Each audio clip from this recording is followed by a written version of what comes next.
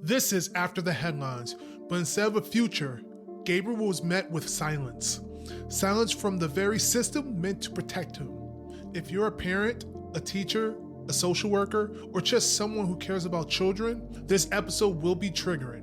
Because Gabriel's story isn't just about what happened in one home, it's about what happened when the entire system looked away. Today, I'm going to walk you through Gabriel's life, the repeated cries for help, and the institutions that ignored them.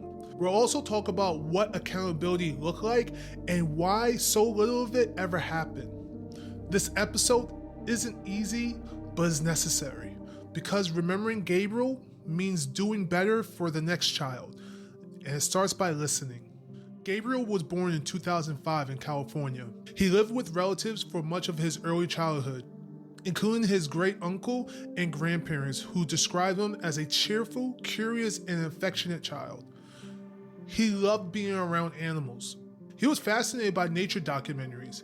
He drew pictures of dogs and dolphins. He once told his teacher he wanted to be a police officer, so when he grew up, he can help people. His family remembered him as a boy who would say, "I love you," without hesitation, a child who gives hugs freely and who seemed to want nothing more to feel safe and loved in return. He liked playing with his cousins, watching cartoons, and helping with little chores around the house. He wasn't a loud child, but he lit up when he was around people he trusted. There are photos of Gabriel with big, shy smiles, his front teeth missing, his arms around a family pet, or curled up on a couch with a blanket. Gabriel was a child who just wanted to belong.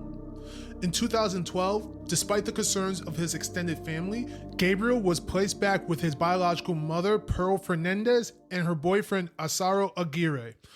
Almost immediately, things changed. He showed up to school with bruises. He said things no 8-year-old should ever say. He began asking his teacher questions like, "Is it normal to bleed?" Or "Is it okay when someone hits you?" And still, he kept going. He still smiled. Gabriel's teacher, Jennifer Garcia, noticed. She reported the abuse, not once, but numerous times. Social workers were sent out. Police were called. Hospitals documented the injuries. But Gabriel remained in that home. Over the course of 8 months, his pain became more visible, but the response did not.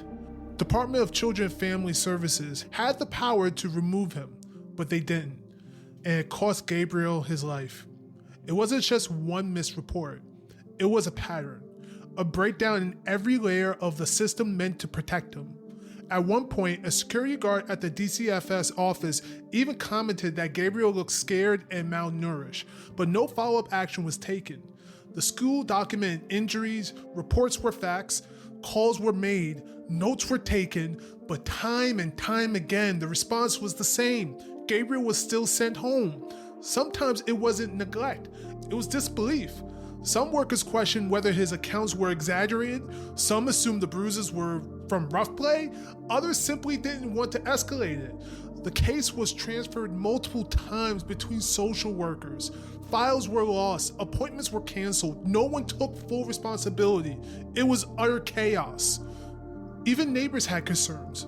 One neighbor reportedly heard screaming from the Gabriel's home, but when the police showed up, they left without taking action. There were too many cracks, and Gabriel kept falling through them. Even in the face of mounting evidence, there was a culture of hesitation. Professionals more concerned with protocol than protection. Teachers were told not to intervene beyond filling reports. Social workers were told not to overstep boundaries. Law enforcement was told it wasn't in their jurisdiction. Gabriel was asking for help out loud. But systems rely on more than good intentions. They rely on people acting. And in this case, no one acted fast enough. What's most painful is that Gabriel did everything right. He spoke up, he trusted adults, he reached out. And every time he did, he was returned to a home that was unsafe. And while adults discussed liability procedures and paperwork, Gabriel suffered alone.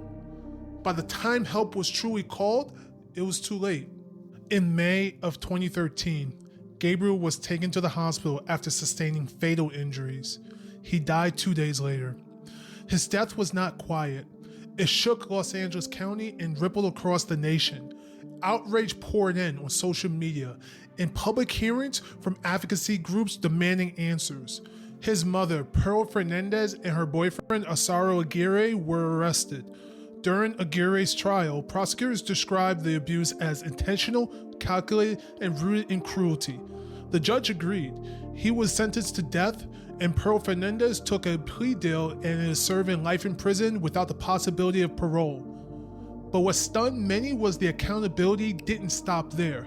4 social workers, those who were assigned to Gabriel's case, were charged with felony child abuse and falsifying public records.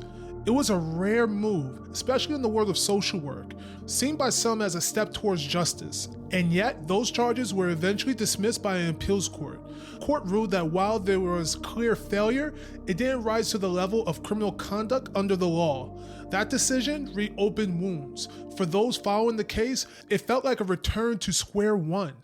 Another reminder that the systems in place still struggle to hold themselves accountable. The case also led to renewed scrutiny of DCFS practices, internal audits, and policy reviews. But for many, it all felt too little, too late. A Netflix documentary, The Trials of Gabriel Fernandez, which is a very good documentary, highly recommend it, brought national attention to the case, sparking fresh waves of outrage and conversation. It introduced Gabriel's story to millions who hadn't known his name, and forced uncomfortable questions about the way we treat our most vulnerable population, which are children. But documentaries and headlines only go so far. Real change requires action, policy reform, cultural change, and accountability at every level. Even today, years later, Gabriel's name is still evoked in conversations about child welfare reform.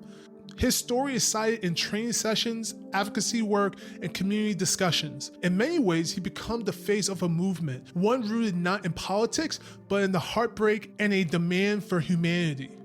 Some child welfare advocates pointed to the Gabriel Fernandez case as a moment of reckoning, a point in time that demanded transformation, but they also warned the progress that followed wasn't enough. Too many children are still lost in the system. Too many are still silenced. The conversation must continue because justice isn't just about punishment, it's about prevention. It's about creating a world where children like Gabriel are believed, protected, and surrounded by adults who act decisively when the warning signs appeared. The question now isn't just how Gabriel died, but how many more children like him are still slipping through the cracks. The legal system closed the case, but many of us, it still feels unopened, unresolved. Gabriel's case isn't just about 2 individuals who harmed him. It's about a system that saw the signs and still did nothing. It's about social workers overwhelmed with caseloads. It's about the lack of coordination between police, schools, and child welfare. It's about how easy it is for vulnerable children to fall through the cracks. It's also about something deeper, a culture that is often prioritized compliance over compassion, a system where metrics, checklists, and paperwork can mask human suffering, where the question, did we follow protocol, is asked more often than, did we protect this child? We must also confront the implicit biases and the systemic inequalities that shape how children are treated. Children of color, children in poverty, children with disabilities. They are disproportionately represented in these failures. Gabriel's case is a tragic example, but it is not isolated.